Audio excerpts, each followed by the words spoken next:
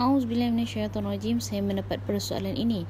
Assalamualaikum. Boleh tanya, boleh tolong jelaskan pembahagian harta jika isteri mati meninggalkan waris iaitu ayah, emak, suami dan anak perempuan. Anak perempuan itu tidak dikira asabah kan?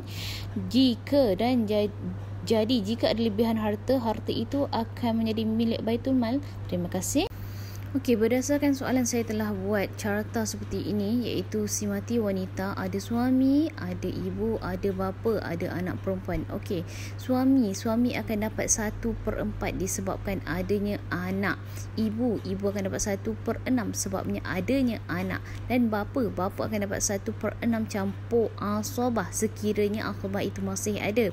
Dan anak perempuan akan dapat fardu sebanyak 1/2.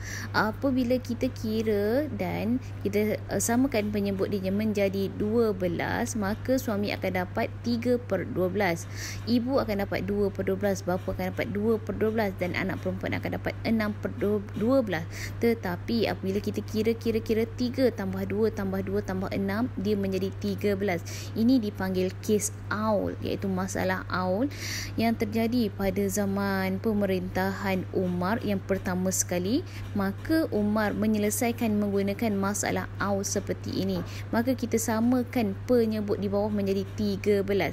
Maka untuk suami yang tadinya mula-mula jadi 3/12 menjadi 3/13, dan ibu menjadi 2/13 dan bapa menjadi 2/13 serta anak perempuan menjadi 6/13. Maka di sini tiada lebihan untuk Baitul Mal. Baitul Mal tidak akan mendapat bahagian selagi mana ada waris-waris asabah.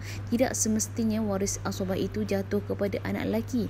Dia ada ranking-ranking tersendiri untuk waris-waris asabah, iaitu pertama, waris asabah iaitu anak lelaki. Kalau tak ada anak lelaki, tengok cucu lelaki daripada anak lelaki. Kalau tak ada cucu lelaki, tengok cicit lelaki daripada anak lelaki. Kemudian kita tengok bapa. Kalau ada bapa akan mendapat asabah. Selepas bapa, kita akan tengok datuk sebelah bapa. Kalau ada datuk sebelah bapa, datuk akan dapat asabah. Dan sekiranya datuk bersama dengan saudara iaitu adik-beradik, datuk akan mewarisi bersama adik-beradik. Dia ada kes tersendiri untuk kes datuk dan adik-beradik. Kemudian kalau tak ada datuk, kita tengok adik-beradik. Adik-beradik ada adik-beradik lelaki. Jika ada adik-beradik lelaki, dia akan dapat asabah.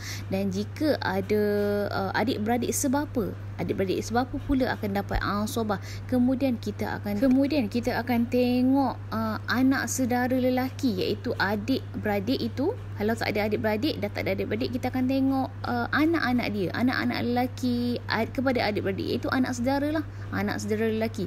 Kalau tak ada juga anak saudara lelaki, kita akan tengok bapa saudara. Kalau tak ada juga bapa saudara, kita akan tengok sepupu lelaki. Sepupu lelaki itu anak kepada bapa saudara. Kemudian kalau tak ada juga sepupu, kita akan tengok datuk saudara. Tidak semestinya terus jatuh kepada Baitul Mal. Masih banyak step-step, masih banyak siasatan yang perlu dijalankan untuk kita membahagikan faraid ini. Okey, saya harap ini jelas kepada tuan yang bertanya. Semoga ia bermanfaat. Assalamualaikum warahmatullahi wabarakatuh.